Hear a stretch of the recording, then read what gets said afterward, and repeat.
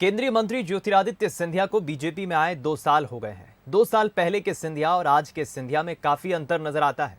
न केवल वो अब बीजेपी की सियासी संस्कृति में सहज नजर आते हैं, बल्कि बीजेपी के वरिष्ठ नेताओं के साथ भी उनकी जुगलबंदी दिखने लगी है।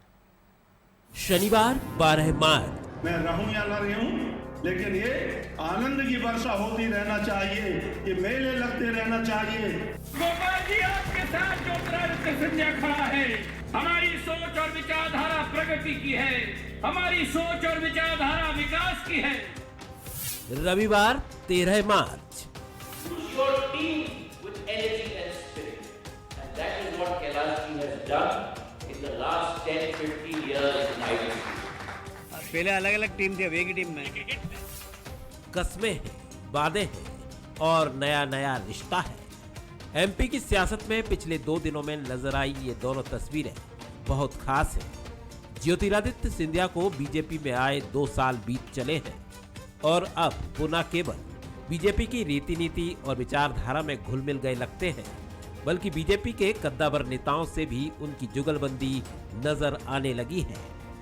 मध्य प्रदेश क्रिकेट एसोसिएशन की सियासत में उनके कट्टर प्रतिद्वंदी रहे कैलाश विजयवर्गीय के साथ अब न केवल वो सहज नजर आते हैं, बल्कि दोनों नेता एक दूसरे की तारीफ करते भी नहीं थकते।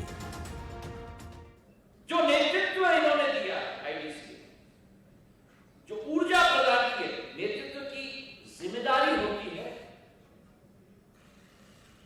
ऊर्जा प्रदान करने के लिए, अपनी टीम को इन्फ्यूज करने के लिए एनर्जी के साथ। You have to infuse your team with energy and spirit, and that is what Kailash ji has done in the last 10-15 years in IDC.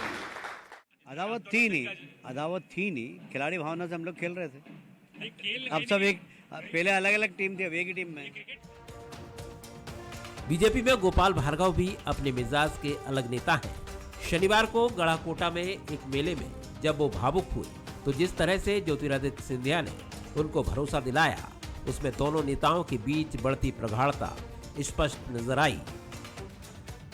अपनी परंपरा के लिए जो लोग जीते वही लोग सरवाइव कर पाते, वही लोग जिंदा रह पाते हैं। जो लोग अपना इतिहास भूल जाते हैं, इतिहास उनके लिए भी भूल जाता है, इतिहास उसको भी माफ नहीं करता। इसलिए बंधु, आपसे यही कहूंगा, मैं रहूं या ना रहूं, लेकिन ये आनंद की वर्षा होती रहना चाहिए, ये मेले लगते रहना चाहिए। ये हमारी जीवंतता के प्रतीक हैं। मेला जो है वो मिलन का प्रतीक है। उस व्यक्ति का साथ आप और हम मिलकर अंतिम सांस तक देने के लिए तैयार रहेंगे। तालियों की गड़गड़ाहट से मेरी बात की समर्थन करो। अरे ऐसी ताली बननी चाहिए जो गोपाल जी ने अपने जीवन में कभी ना सुनी हो। और गोपाल जी, आपके साथ ज्योतिरादित्य सिंधिया खड़ा है।